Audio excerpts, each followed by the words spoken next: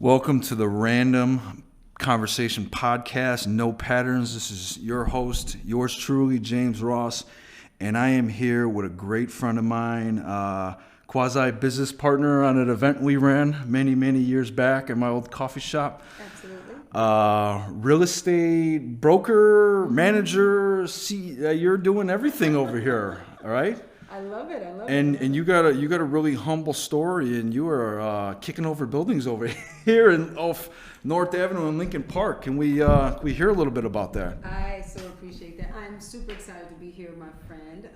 Excited to be with you guys. My name is Melinda Jordan. MJ the Closer. That's Website? Right. Affectionately called MJ the Closer. I am a broker associate with Jameson Sotheby's International Realty.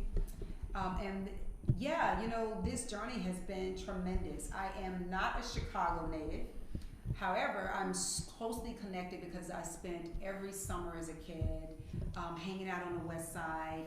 And when I moved here just to pursue real estate investing as well as selling real estate, I moved to the south side. So I'm super familiar with everything between Austin neighborhood, downtown, Rogers Park to Hyde Park.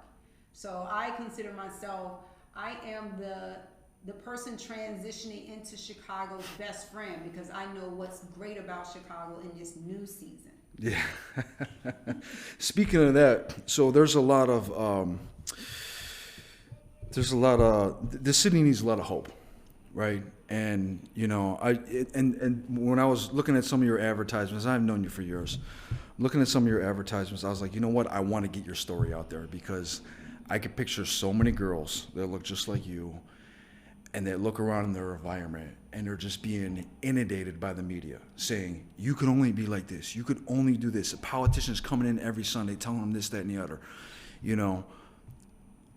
What is your key to success? What was the formula? So a little girl on the street corner playing double dutch and there's stuff just going around. And you know how the segregation of the west and the south sides. Absolutely. What is your key to hope there? What do you tell that? What do you tell that girl? So what I tell that girl, myself, right? I am a native of Mississippi, so I'm not only Southern, I'm country. Wow. And a little bit of twang there. So on any given day, I might say something, and you're like, "What did she just say?" And I'm a thin black girl that spent most of my summers on the west side of Chicago. And so what I would say to anyone, when it comes to hope, hope starts within. And within means don't allow the environment or people around you to define whether or not you belong in that space. You get to decide where you want to show up and how you want to show up. What we oftentimes lose is the ability to know what that's like because the stimulus around us influences our perspective about ourselves and our environment. So when I would Amen, sister, preach. it's so true. Like when I would come here in the summer on the south side, on the west side of Chicago, think about it, I'm a skinny black girl from Mississippi who grew up on a farm, and I'm here in the city in the summer. I sound funny, I look funny. And you're skinny too. Like the big girls can handle themselves, but like you could barely. Yeah. And so I used to we would get teased a lot here. Yeah. But what my aunt that would take us in every summer would do that was different than what I was experiencing with the people around me, she had us in summer school and summer camp in Chicago. And so we were always learning. And so the stories, the experiences I would have from the trips that I would go on in the summertime gave me access to adults and people and spaces I could have never had access to previously. The books I would read would create spaces and expand my imagination in a way that I wanted to understand those things. So a simple example would be that I would read books that might depict Nina Simone. Okay. There you or go. other parts of the world. Yeah. So as I grew up, I wanted to replay that music. Mm-hmm. So I love jazz now. Mm-hmm. I travel. I'm probably gone 10 to 12 times out a year. One of my life goals is to go to every habitable country in the world. Wow. And so I've been to these places, Asia, Europe, because it came out of the experiences I would have in the summer in Chicago. Chicago is the third largest city in the U.S. It's a global hub. We have some of the best theater district in the world, the best shopping in the world. Our economy doesn't rely on one stream of income. We have some great universities, great. We have the second largest concentration of Fortune 1000 companies right here. Ooh. This is a global hub. What Chicago needs to provide hope is for people who live here to know that this city is built on hope. Yeah. We have such a huge population of immigrants moving into Chicago because of our 77 neighborhoods. When you move to Chicago, unlike some other parts of the country, there's a home for you because there's so many authentic neighborhoods. Yeah. If you're Greek, there's Greek Town. Yeah. If you're Hispanic, there are a number of neighborhoods, and it doesn't mean all Hispanic got to live in one neighborhood. Are you Puerto Rican? Are you where are you from? If you're Jamaican and African, there are places. Rogers Park, Devon Avenue, the best food in the city. What makes the city so rich in hope. Yeah. It's just we then personally have to decide that I belong everywhere. But I get to choose how I show up in those spaces, which is one reason why I focused on real estate. Real estate, by far, has been the tool that has created wealth for the wealthiest people in the world, all the way back to history. Yes. The for the stock market, for crypto, all this stuff, anything. Yep. People are going to always have to have somewhere to live, somewhere to eat, somewhere to be hospitalized, somewhere to vacation. That will never change.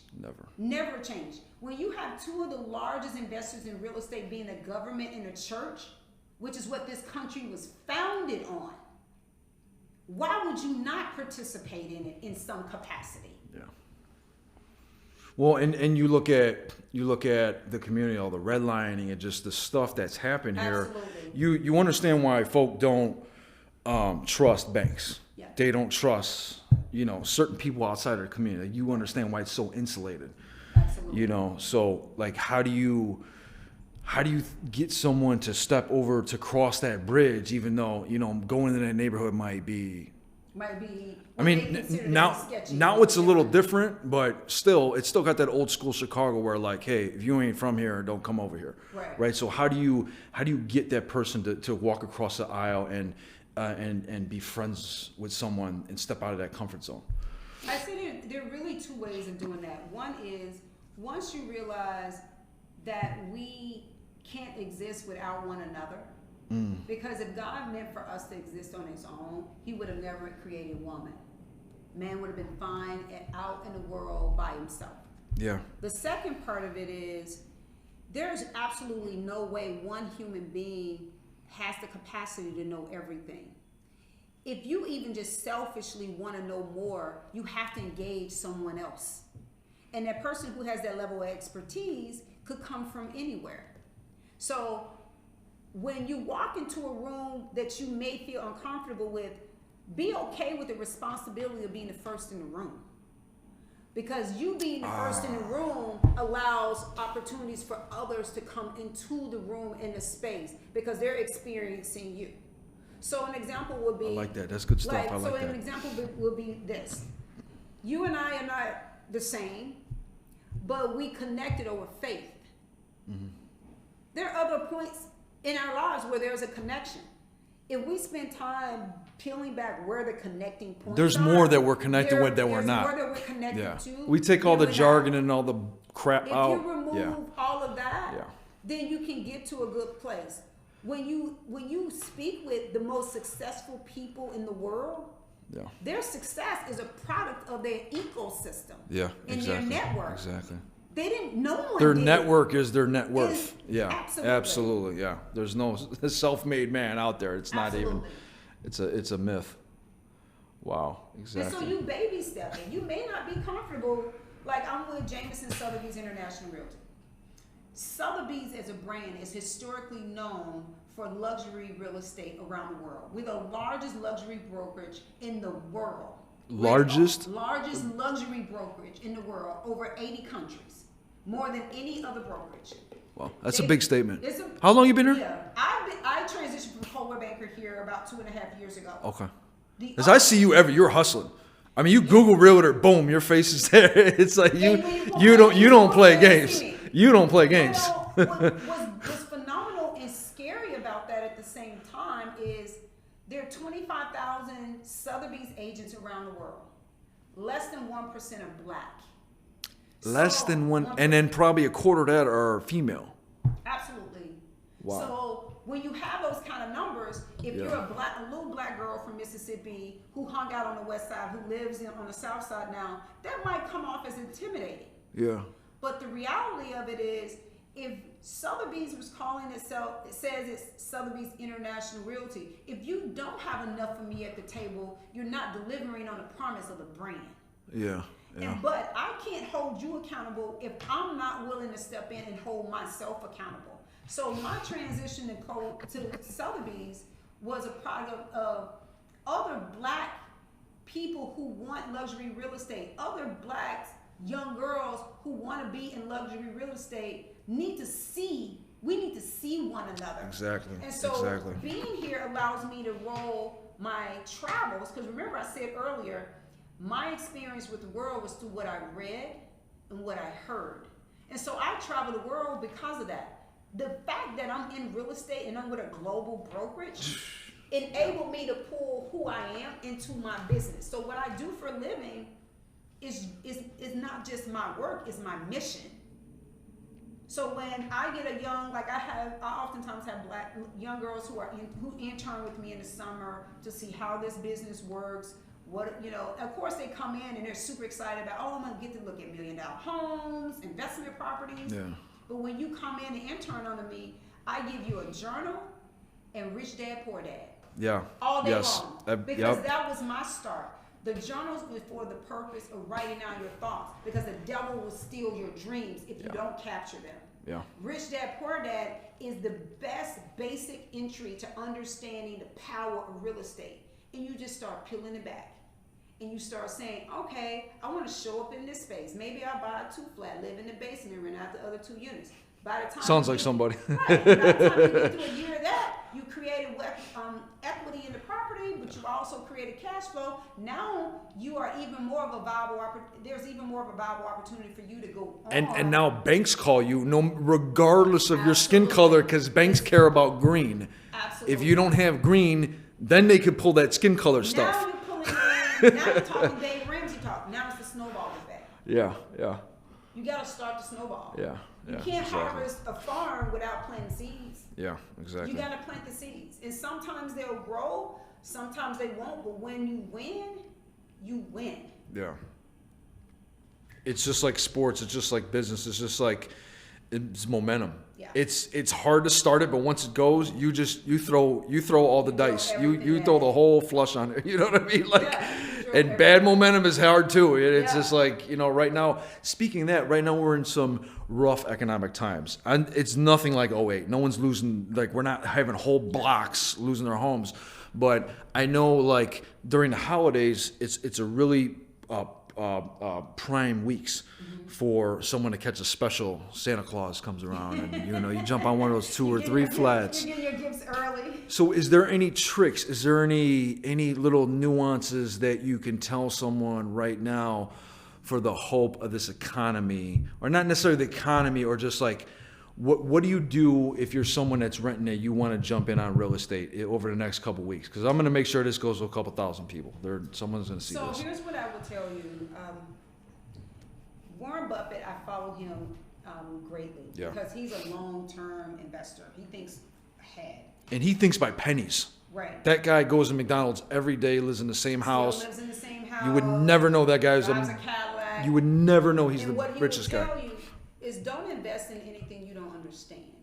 And I wholeheartedly believe that. Become a student of what you think you're interested in. And if you're thinking about real estate, spend your time studying real estate. If you're thinking about buying within the next couple of months, don't get as distracted by what you hear in the media. Study what's happening with the economics and say, now that the economics reflect this, what's my game plan in this market? Because every market is a real estate market. Yeah, everyone. You needing somewhere to live don't change from this market to the next. Yeah. Your decision about where to live, how much you spend changes. Yeah. So once you understand the economics, what that means for your budget and your goals, then you're surrounding yourself with the right people to coach and guide and advise you on what strategy can you deploy in the next few months. So now you're looking at, all right, if interest rates are high and I've got to buy at a lower buying price, do I negotiate a contract with a seller where they buy down my rate? So if I buy down my rate, I can afford the same property, because the problem was the rate. The rate changed my payment. Because you live in your monthly payment. You don't live in the purchase price. Yeah. Once you do that and you've got your strategy in place, now you're going to identify the right property that meets that strategy. And that right property can come up at any time. It can come up the day before Christmas. It can come up tomorrow. It can come up in January. Either way, you've established a strategy that's conducive to the current climate of the market. And if you're paying rent right now, you're paying a mortgage. If you're paying your rent, you have enough for a mortgage. And in Chicago, if it's what is it? At least $1,600, So if not higher. that's so in the neighborhoods we're talking about. That's 3 mortgage payments. That's a mortgage. That's absolutely a mortgage. And it's interesting you bring that up, because rents are actually up at a higher rate than sales than sale prices. So your rent is up double digits. If you are appreciating on a property you bought, you're probably coming in a single digit format. If you're paying 15 to 20% more on rent, that's already an average price of say $1,600 or $2,000, you're already up $200 in a rent versus $2,200 in a mortgage that has the potential to give you equity as well as tax write-offs. You know, it's worth considering, is this the right opportunity for you? And you're just literally working with your team. And so by your team, your lender, your realtor, your attorney, your financial advisor and tax person, saying, here's what I want to do.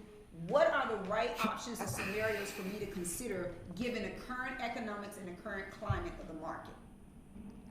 So how do you? And I know you do workshops, right? Where do we send people to do the workshops? So I usually do workshops throughout the city at specific times with the local libraries. Okay. So I've got about 4 library partners specifically, 2 of which in Lincoln Park, 1 in Bronzeville, and then 1 in Little Italy off of Tri-Taylor. Okay. I also do virtual workshops. So like if you go to mjthecloser.com, I usually will post there when I'm hosting another workshop. The interesting thing is, you came to set up today. I was just hosting a workshop. I just saw some people walking out. Yeah. Annual tax sale. The county's annual tax sale for back taxes is actually going to take place next week. So I did a meetup to show people how to set a strategy for paying for back taxes in pursuit of properties later on. Wow.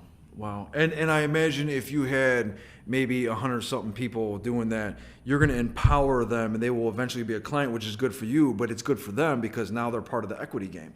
Now their rent's going towards that mortgage, and they're getting... Absolutely. Because in this game, there's so much information, but there's no context to the information of how it applied. You can go online and Google anything you want about real estate. You can watch HGTV and Bravo any day of the week, but you don't have the context from the experts who do it day in and day out to know really what's happening behind the scenes. So oftentimes as realtors, we're less selling you a property as much as we're advising you on wealth building.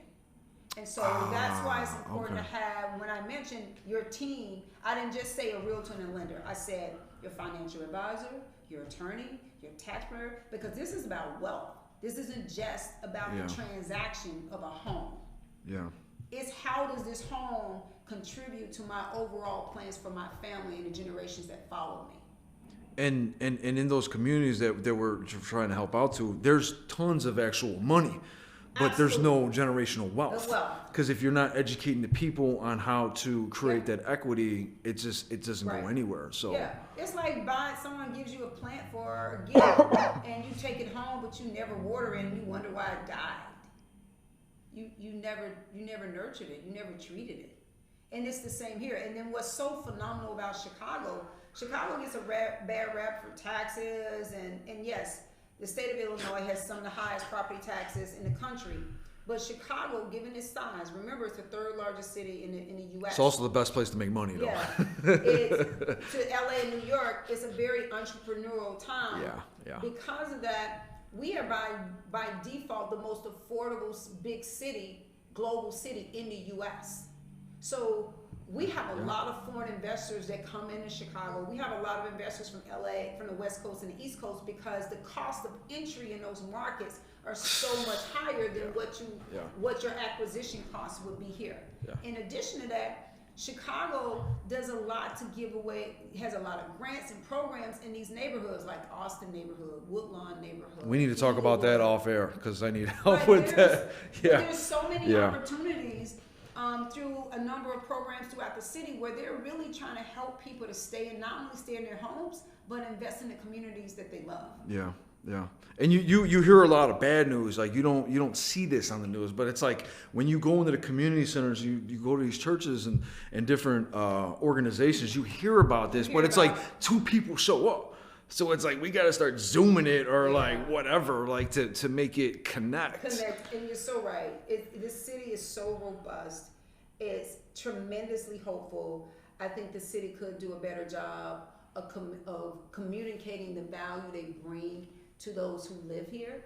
But I know they're so consumed with the day-to-day. Well, the people they're prioritizing, they're over communicating. It's the ones that they're not. And that's where that. And I'm a transit. I'm someone who's not from here, who has a different lens and perspective on the city, because I didn't grow up with the baggage of growing up in the city. Yeah. You know, so I think everything's corrupt. Every place I walk into, I'm like, boom, that's what's going on over there. Boom, that's what's going on. And that's my lens. I'm 5-generation Chicagoan. So it's like, how do you not? For me, I don't have that lens. Yeah, exactly. For me, it's a global hub, extremely affordable, has a ton of opportunities for people to get into real estate here. And the city cares about you. It's just those experiences are real in Chicago, and they overshadow all the good. Yeah. So that's why when we started, it was like, what would I say about hope? Hope has to start here. You've got to start spending time on getting to know your city well enough to know where the sun shines, not always where is gloom and doom. Interesting. Not always where the contrast is at. Absolutely. Wow. Awesome. Wow. What would you like to leave with? So back to that little girl that's sitting there looking at the skyline, 30 blocks away. 40 blocks away, 80 blocks away from downtown. And she knows there's wealth. But what do you say to that girl? I will leave you with this quote, and this is really the quote I live by. And it's one of Nelson Mandela's most famous quotes. And it goes, "May your choices reflect your hopes, not your fears." Wow, that is deep. MJ, the closer. What website, please? MJthecloser.com. But you can Google Melinda Jordan, and I promise you, baby, I'm going to show up on first page all the time. You pump that money into Google, don't you? Actually, it's all organic. Yeah. Well, and that's even better, because if you're getting organic SEO, that means people know who you are, and quick. Awesome. Thank you. I look forward to having you on once again. Thank you so much. You,